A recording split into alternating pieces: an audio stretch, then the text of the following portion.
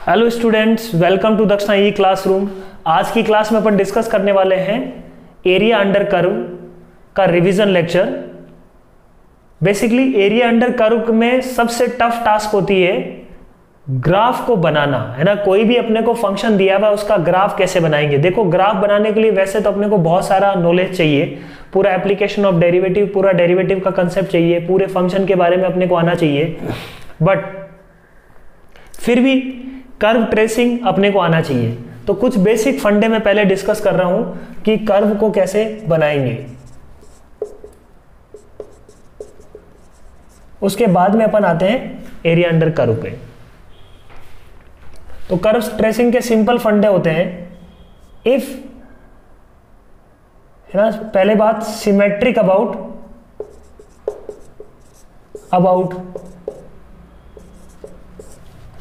X axis के about कोई graph symmetric है। इस बात का मतलब क्या है, यदि मैंने y को -y से रिप्लेस किया तो मेरा इक्वेशन में कोई इफेक्ट नहीं आया, है ना, इक्वेशन रिमेन सेम। तो मैं ये बोल सकता हूं कि ये जो कर्व है वो एक्स एक्सिस के अबाउट सिमेट्रिक होगा। और अपन बोल सकते हैं all power of y are even, है ना। उस रिलेशन में y की सारी पावर क्या दी हुई है, इवन दी हुई है। तो कई बार अपने को जैसे इक्वेशन में cos ऑफ -y भी दिया हुआ हो सकता है, cos ऑफ y भी दिया हुआ हो सकता है, वो भी क्या है, उसमें भी -y रखने पे फिर से cos y मिलेगा। बट यदि पोलिनोमियल दिया हुआ है तो all power of y are even, ठीक है। तो यदि ऐसा गिवन है तो जैसे अपन एक एग्जांपल लेते हैं, y square is equal to 4x। मुझे पता है y की पावर इवन है, y को -y से रिप्लेस करें तो इक्वेशन मेरे को वही मिलने वाली है, फिर से y square is equal to 4ax, ठीक है। तो ये देखो, ये x एक्सिस के अबाउट सिमेट्रिक होगा। दूसरा अपन बात करते हैं सिमेट्रिक अबाउट y एक्सिस।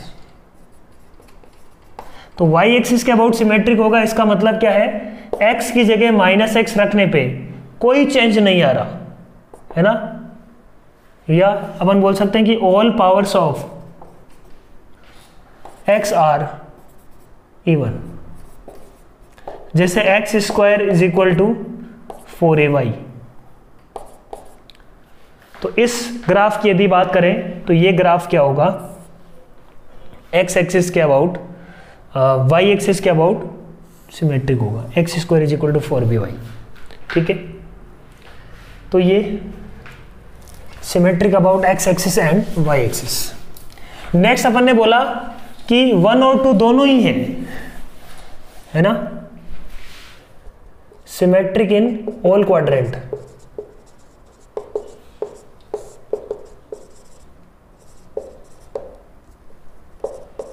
मैंने ऐसे बोला कि x को -x से रिप्लेस किया तब भी कोई इफेक्ट नहीं आया, इक्वेशन सेम रह रही है। और y को -y से रिप्लेस किया तब भी इक्वेशन सेम है। अलग अलग किया, पहले x को -x से रिप्लेस किया तब इक्वेशन सेम, है ना, जो भी रिलेशन आ रहा है वो सेम आ रहा है। फिर मैंने y को -y से रिप्लेस किया, फिर भी इक्वेशन सेम आ रही है। इसका मतलब x एक्सिस के अबाउट भी सिमेट्रिक है और y एक्सिस के अबाउट भी सिमेट्रिक है। तो वो कैसे हो सकता है, जब चारों क्वाड्रेंट में सिमेट्रिक है। जैसे x square upon a square plus y square upon b square is equal to 1। तो ये एक इलिप्स है, मुझे पता है चारों क्वाड्रेंट में ये क्या होगा, सिमेट्रिक। जो फोटो यहाँ है वही फोटो चारों क्वाड्रेंट में होगी, ठीक है। तो symmetric in all quadrants. Next अपन बात करते हैं symmetric about y equal to x। Symmetry about y is equal to x। y is equal to x के अबाउट सिमेट्रिक है। तो इसमें मैंने क्या बोला, x को y से इंटरचेंज करो, है ना, इंटरचेंज करो। y की जगह x रख दो, x की जगह y रख दो। इफ इक्वेशन रिमेन सेम, है ना, if equation remain same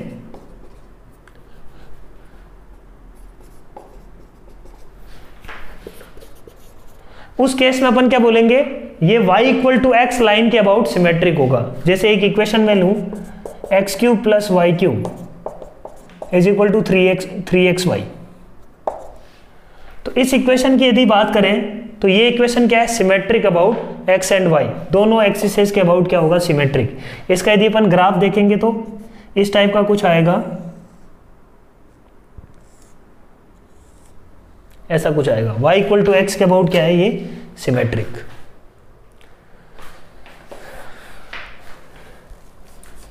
next अपन बात करते हैं symmetric in opposite quadrant.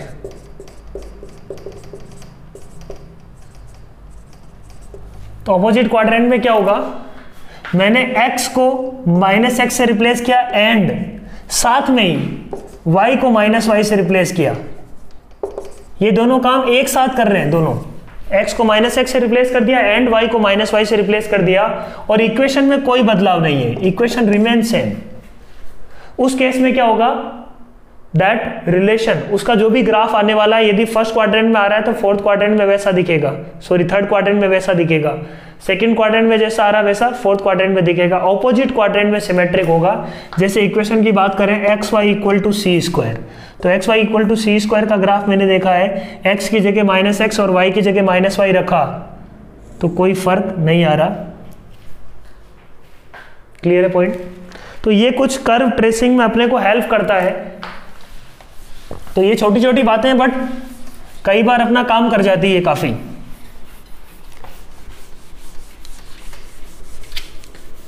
Next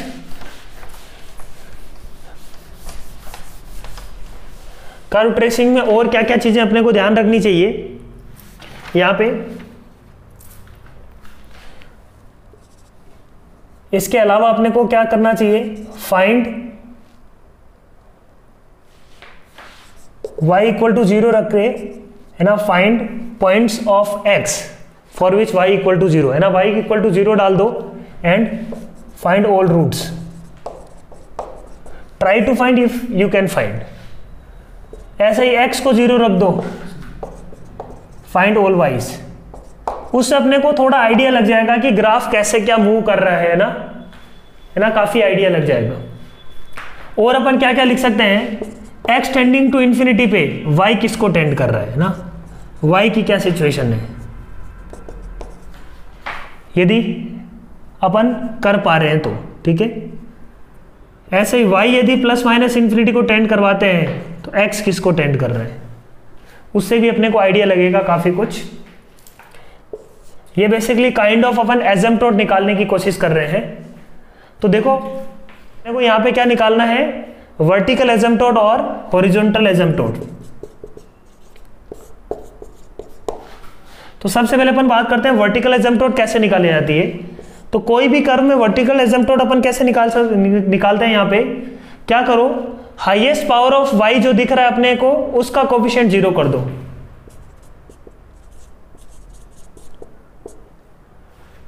highest power y का जो कोफिशिएंट है ना, coefficient of highest power of y,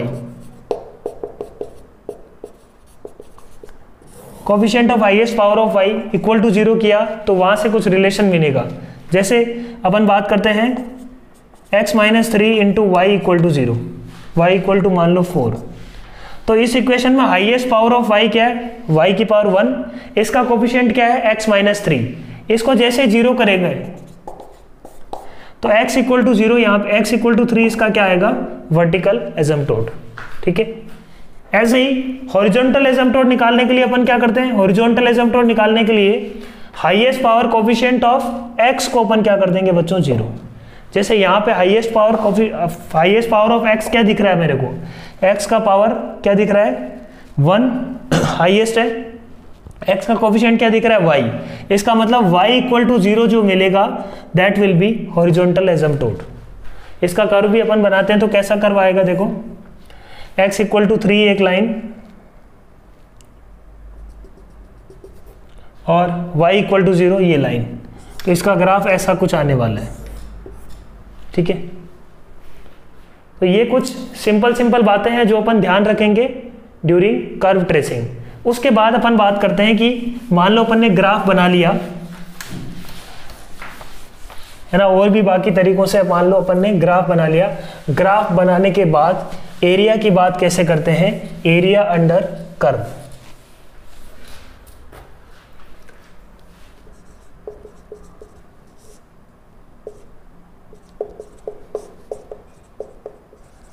तो सबसे पहले अपन बात करते हैं एरिया विथ एक्स एक्सिस। तो कोई कर्व है अपने पास इस तरीके का, उसका एक्स एक्सिस के साथ एरिया कैसे निकालेंगे। From x is equal to a to x is equal to b, y is equal to f x. तो यहां पे एक सबसे इंपॉर्टेंट बात अपने को ध्यान रखनी है कि यदि कर्व ऊपर है एक्स एक्सिस के तो एरिया, तो इंटीग्रेशन पॉजिटिव आता है। कर्व यदि एक्स एक्सिस के नीचे है तो जो डेफिनेट इंटीग्रेशन आता है x is equal to a to b, ये अपन जानते हैं वो क्या आता है, नेगेटिव, है ना, वो क्या आता है, negative.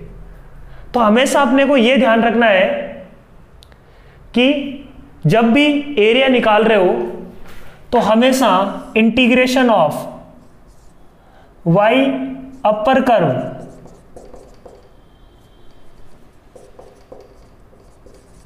Minus y lower curve रखना है। y2 माइनस y1 में y upper curve minus y lower curve, इसका इंटीग्रेशन करना है from x is equal to a to x is equal to b. जिन भी दो कर्व के बीच में तुम निकालना चाह रहे हो एरिया, अपने को ये काम करना पड़ेगा हमेशा। अब इसमें सारे डाउट सब कुछ खत्म। यहां पे यदि अपने को लगाना है तो अपर कर्व क्या है, y equal to f x, lower curve जिसके बीच में निकालना है वो क्या है, y इक्वल टू 0। तो फर्स्ट में एरिया का कैलकुलेशन क्या होगा, इस केस में एरिया का कैलकुलेशन होगा x is equal to a to x is equal to b, f x y equal to f x minus y equal to 0 into d x. तो f x d x from x is equal to a to b. इस case में क्या होगा बच्चों, इसमें integration मुझे पता है f x a to b integration क्या आएगा, नेगेटिव आएगा। तो ऑब्वियसली अपने को एरिया निकालने के लिए, एरिया तो हमेशा पॉजिटिव होता है ना, एरिया निकालने के लिए मेरे को माइनस से मल्टीप्लाई करना पड़ेगा। तो यहाँ पे एरिया क्या आएगा, यहाँ पे एरिया आएगा integration x is equal to a to x is equal to b, upper curve यहाँ पे है y इक्वल टू 0। तो y2 अपर कर्व क्या है, y equal to 0 minus lower curve क्या है बच्चों, f x into d x. तो ये अपने को क्या देगा, एरिया, है ना। तो अपने को ज्यादा दिमाग नहीं लगाना, अपर curve minus lower curve. Area जब भी निकाल रहे हैं अपन क्या करते हैं, अपर कर्व माइनस लोअर कर्व। अब इसमें लोअर कर्व कुछ भी हो सकता है, अपर कर्व कुछ भी हो सकता है। तो अब अपन बात करते हैं, कोई दो फंक्शन अपने को दिए हुए लेट से, उनके बीच में एरिया निकालना है। From x is equal to a to x is equal to b, area between two curves. ये मान लो है y equal to f x, ये मान लो y equal to g of x. तो मैं क्या बोलूंगा, अपर कर्व यहाँ पे f x minus lower curve क्या है, जी एक्स, है ना, y upper curve minus y lower curve into d x from x is equal to a to b. तो इंटीग्रेशन क्या आ जाएगा, a to b, upper curve is f x minus g x into dx। ठीक है। अब इसका मतलब यह है कि अपने को हमेशा ये ध्यान देना पड़ेगा कि अपर कर्व कौन सा है और लोअर कर्व कौन सा है। ठीक है। मान लो एक कर्व ऐसा है, डायरेक्टली इंटीग्रेट नहीं करना है, f x minus g x into d x. अब डायरेक्टली इंटीग्रेशन करेंगे तो दिक्कत हो जाएगा। मान लो कर्व ऐसा है, ये है y equal to f x, ये नीचे वाला कर्व है, मान लो यहाँ पे y equal to g x. ठीक है। इंटीग्रेट करना है from x is equal to a to x is equal to b. मान लो ये C पे इंटरसेक्ट कर रहे हैं, तो एरिया कैसे निकालेंगे, upper curve lower curve change हो गया। तो इसमें एरिया कैसे निकालेंगे बच्चों, एरिया होगा a1 प्लस a2, इसको a1 मान लेता हूं, इसको a2, तो एरिया क्या होगा, a1 प्लस a2। तो एरिया की जब भी बात करेंगे यहाँ पे क्या आएगा, इंटीग्रेशन ऑफ अपर कर्व यहाँ पे क्या है, यहाँ पे जी एक्स अपर कर्व है, माइनस लोअर कर्व यहाँ पे क्या है, f x into d x from, है ना, फ्रॉम ए टू सी, ये एरिया आ गया, प्लस सी टू ए में किसका इंटीग्रेशन करूंगा, यहां पे अपर कर्व है f x minus g x into d x, so this is our area. तो एरिया विथ एक्स एक्सिस की बात करिए अपन ने, ऐसे ही बात करते थे एरिया विथ वाई एक्सिस। कई बार अपने को क्या है कि function x in terms y in terms of x निकालना काफी कठिन होता है, x in terms of y निकालना ज्यादा आसान है, तो अपन क्या करते हैं x in terms of y से ही काम चला लेते हैं, ठीक है। तो with y axis, area with y axis की बात करें, मान लो ऐसा कुछ है कर्व, ऐसा कुछ है अपने पास, ठीक है, इसका एरिया निकालना है इस तरीके से, ये कर्व है अपने पास कोई, इसका एरिया निकालना है अपने को from y equal to c to y equal to, या y equal to a to y equal to b, ठीक है, ये एरिया निकालना है। तो ये एरिया कैसा निकालेंगे, इसमें फॉर्मूला क्या है, इंटीग्रेशन कर्व राइट, है ना, कर्व राइट या function right minus function left into dy, है ना। फंक्शन राइट, या इसको अपन ऐसे भी लिख सकते हैं, x right minus x left into d x. x will be what, x will be function of y, x will be what, function of y, x will be what, function of y, ठीक है। तो यहां पे क्या है, x is function of y, तो इस case में क्या होगा, function of right hand side is what, f of y minus 0 into ये dy होगा, x2 minus x1 into dy।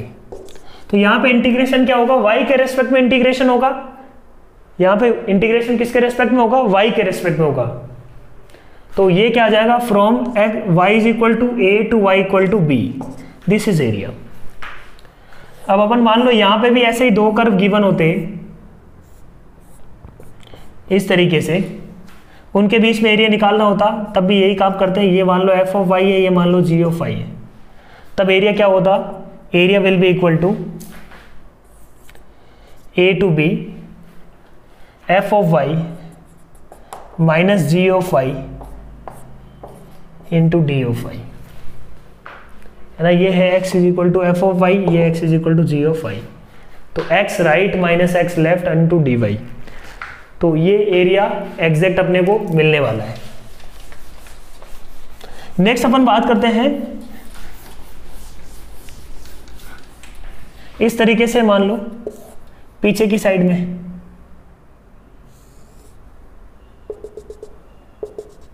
Left side में है, y एक्सिस के लेफ्ट साइड में, तो इसका एरिया कैसे निकालेंगे, मैंने क्या बोला, एरिया हमेशा क्या होगा, integration x right minus x left into d y, क्योंकि देखो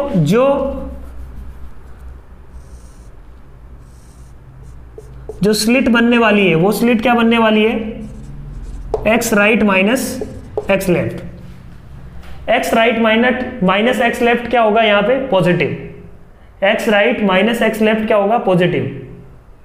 तो जो स्लिट बनने वाली है उसी को तो इंटीग्रेट करते हैं अपन इंटीग्रेशन में, तो ये जो स्लिट बनने वाली है वो क्या बनने वाली है, x right minus x left, इस छोटे से का एरिया क्या होगा, x right minus x left into d y, ठीक है, x right minus x left into d Y.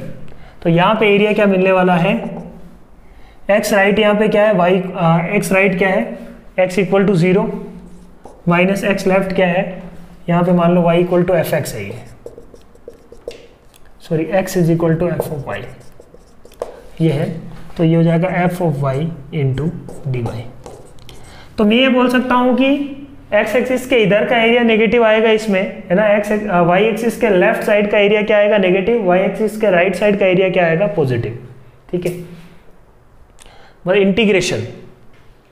Integration Y axis के राइट साइड का क्या आएगा, पॉजिटिव आता है, इंटीग्रेशन वाई एक्सिस के लेफ्ट साइड का क्या आएगा, नेगेटिव आता है। तो एरिया अपने को क्या बनाना होता है, पॉजिटिव होता है एरिया हमेशा।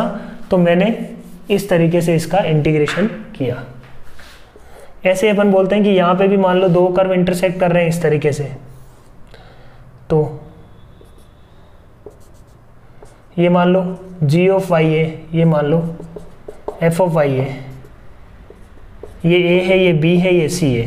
तो यहाँ पे स्लिट क्या होगी, यहाँ पे स्लिट क्या होगी, ये दोनों अलग अलग होगा, a टू b, बीच में c है। तो इंटीग्रेशन क्या हो जाएगा, a to c g minus f, है ना। यहाँ पे क्या होगा, g,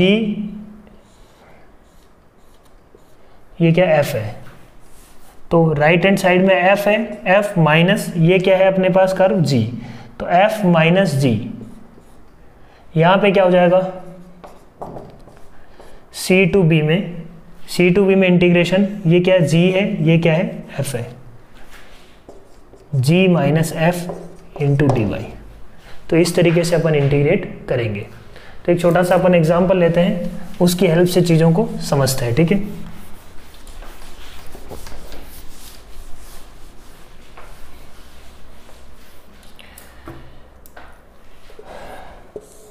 मान लो अपने को एरिया निकालना है y is equal to x plus 2 का, from x is equal to 0 to 3, x is equal to 0 पे 2,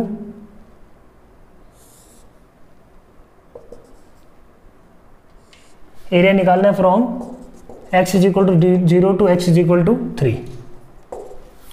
तो इस एरिया को निकालने का तरीका क्या होगा, इंटीग्रेशन, फंक्शन क्या है अपने पास, x plus 2 minus 0 into d x, from x is equal to 0 to x is equal to 0 to x is equal to 3, ये हो जाएगा। इसी एरिया को निकालने का तरीका और क्या हो सकता था, मैंने बोला मैं y के एंगल से निकालना चाह रहा हूं इसको, किसके एंगल से, y के एंगल से निकालना चाह रहा हूँ। दो यहाँ पे y के एंगल से निकालना यूजफुल नहीं है, फिर भी मान लो लेट से मैं y के एंगल से निकालना चाहता तो कैसे निकालता, कंसेप्ट है बस समझना जरूरी है। दूसरा मैं y के हेल्प से निकालना चाह रहा हूँ, तो y के हेल्प से मैं बोलूँगा इंटीग्रेशन किसका, x राइट यहाँ पे क्या है, x is equal to 3, x right क्या है 3 माइनस x लेफ्ट, ये क्या है x equal to 0, integrate from 0 to y की वैल्यू क्या है, यहाँ पे y की वैल्यू 0 पे, ये y की वैल्यू 2 है, तो इंटीग्रेशन फ्रॉम 0 टू 2, ये एरिया आ जाएगा, ठीक है, into d of y plus 2 2, ये पॉइंट क्या होगा, 3 रखने पे क्या मिल रहा है अपने को 5, तो 2 to 5 इंटीग्रेट किसको करेंगे अपन, 2 to 5, x right is again 3 minus x left, यहां पे क्या होगा y minus 2 into d y. तो इसका अपन इंटीग्रेशन करेंगे, ये आंसर जो निकालेंगे और ये आंसर निकालेंगे, दोनों आने वाला है सेम बिल्कुल। ये एरिया मैंने कैलकुलेट किया, ये वाला एरिया इस हेल्प से, इसकी हेल्प से, दिस माइनस दिस, ठीक है।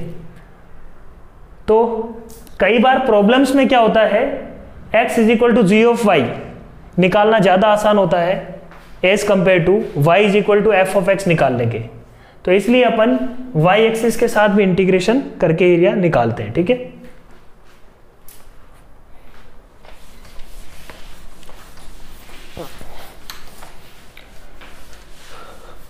तो ये तो बात थी अपने पास बच्चों एरिया की, कि एरिया कैसे निकालेंगे।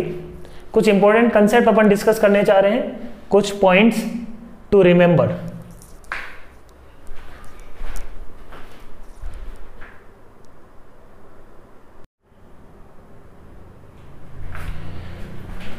सो नेक्स्ट देखो अपन कुछ बात करते हैं यहाँ पे सिंपल पॉइंट्स जो अपने को याद रखने चाहिए। First is area bounded by y square is equal to 4x and x square is equal to 4by। ये दो पैराबोलास है, इस तरीके से मान लो, तो इनके बीच में जो एरिया बाउंडेड है वो आता है बच्चों 16ab/3। इसका प्रूफ बहुत आराम से अपन कर सकते हैं। मैंने क्या बोला, ये एरिया निकालना है तो अपर कर्व यहां पे क्या है, y square is equal to 4x। तो अपर कर्व की इक्वेशन क्या हो जाएगी, y is equal to under root of 4x, और लोअर कर्व की इक्वेशन क्या हो जाएगी, y is equal to x square upon 4b। ठीक है, तो इंटीग्रेशन करना है फ्रॉम 0 टू, ये मान लो पॉइंट ऑफ इंटरसेक्शन का x कोऑर्डिनेट है अल्फा, तो 0 टू अल्फा किसको इंटीग्रेट करना है, upper curve under root of 4x minus lower curve है अपने पास x square upon 4b into dx। Integrate करेंगे 16ab/3 मिल जाएगा। अल्फा कैसे निकालेंगे, यहाँ पे अल्फा क्या, पॉइंट ऑफ इंटरसेक्शन, तो पॉइंट ऑफ इंटरसेक्शन इस कर्व का, दोनों का पॉइंट ऑफ इंटरसेक्शन का x कोऑर्डिनेट निकालना है। तो मैं क्या बोलता हूं, y को उठा के रख देते हैं वहां पे, x square upon 4b, x square upon 4b का whole square is equal to 4x। तो ये क्या जाएगा, देखो x की power 4 is equal to 16b square into 4a into x. एक x से x कैंसिल हो गया, तो मतलब x इक्वल टू 0 वाला सोल्यूशन। अपने को दूसरा निकालना है, x cube is equal to क्या आ जाएगा, 4³ b स्क्वायर a। ठीक है, तो यहां से x की वैल्यू क्या आ गई बच्चों, 4b की पावर 2/3 a की पावर 1/3। तो इंटीग्रेट कहां तक करना है, यहाँ पे 4 इंटू बी की पावर 2/3 a की पावर 1/3, इसको इंटीग्रेट करते ही आंसर क्या आ जाएगा, 16ab/3। ठीक है, नेक्स्ट देखो अपने पास है area bounded by y square is equal to 4ax and y equal to mx। ये एरिया भी अपन याद रख सकते हैं। ये आता है अपने पास 8a square upon 3m square, 8a square upon 3m square है ना, 8a square upon 3m square. कैसे निकालेंगे देखो इसको, अपर कर्व यहां पे क्या है, under root 4x, again lower curve क्या है, mx, इंटीग्रेट कर देंगे फ्रॉम 0 टू अल्फा। अल्फा कैसे निकालेंगे, इन दोनों का पॉइंट ऑफ इंटरसेक्शन, तो y को वहां पे रख दो, m square x square is equal to 4ax, तो x इज इक्वल टू क्या आ जाएगा, 4a अपॉन m स्क्वायर रख देंगे, आंसर आ जाएगा। ठीक है, नेक्स्ट अपन बात करते हैं यहाँ पे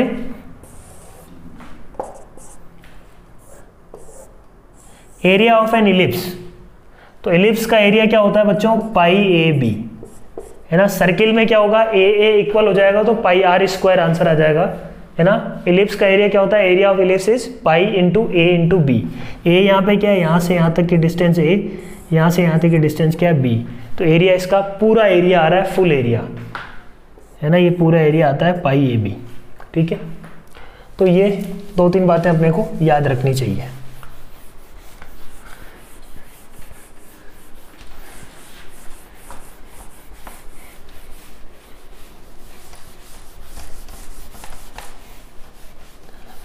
नेक्स्ट देखो, एक छोटा सा कंसेप्ट है,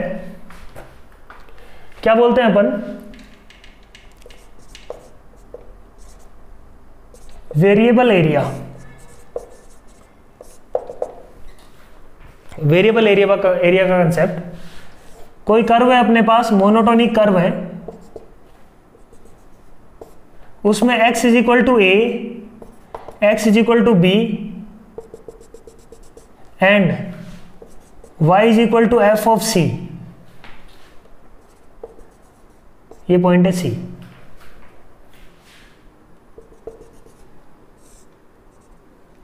से बाउंडेड एरिया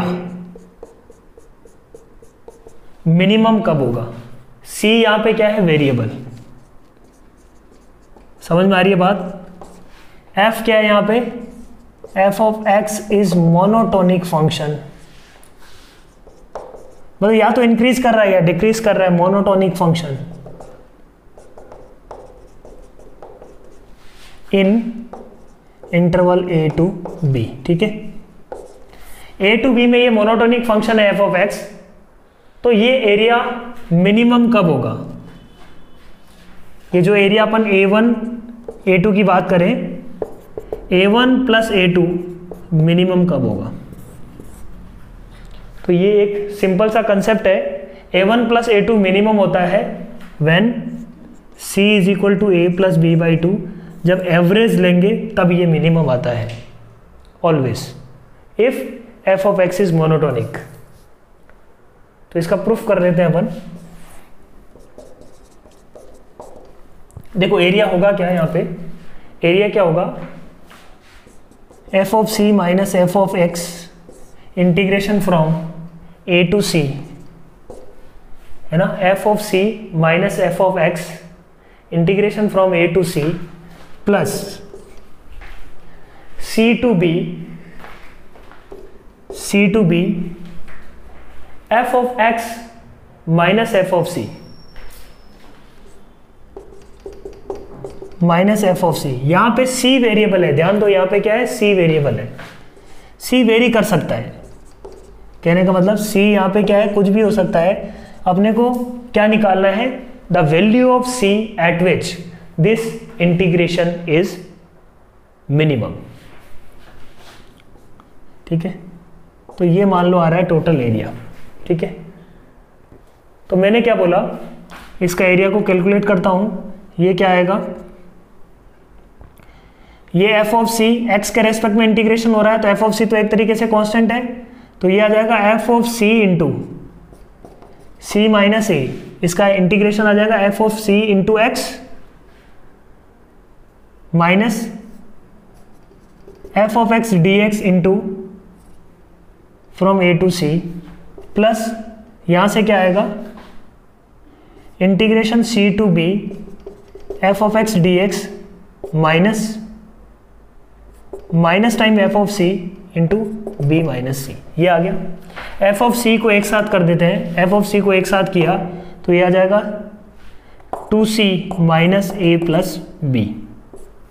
ठीक है, minus integration a to c f of x d x plus integration c to b f of x d x. तो ये एरिया क्या आ रहा है? Area is function of c let's say. तो मैं क्या कर रहा हूं कि c के रेस्पेक्ट में क्या कर दो? इसको differentiate, d a by d c differentiate किया तो अपने को क्या मिला? देखो एफ डैश सी, ये क्या आ जाएगा?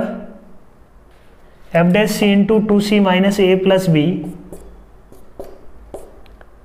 Plus f of c into 2c का डिफरेंशिएशन 2 माइनस इसका डिफरेंशिएशन क्या होगा? इसका डिफरेंशिएशन हो जाएगा एफ ऑफ सी। सी के रेस्पेक्ट में डिफरेंशिएशन क्या होगा? F of c. ठीक है, इसका डिफरेंशिएशन क्या हो जाएगा? Minus times f of c. Leibniz theorem लगा रहे हैं अपन, minus times f of c, 2 times f of c, ये कैंसिल हो गया। तो यहां से d a by d c को 0 किया तो ये c की वैल्यू क्या मिलने वाली है?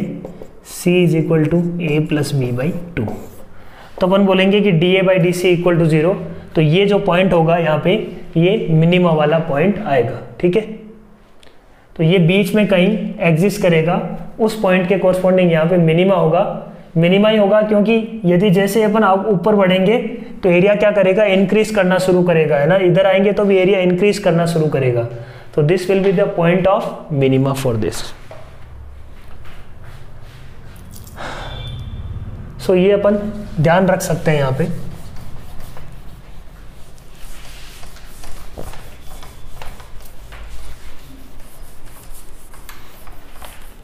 एक प्रॉब्लम कर लेते हैं इससे related. Find the value of lambda such that, find the value of lambda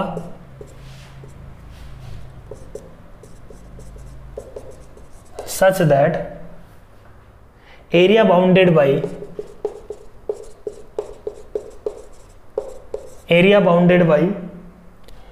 y is equal to x cube by 3 minus x square plus lambda x equal to 0, x equal to 2 and x axis is minimum,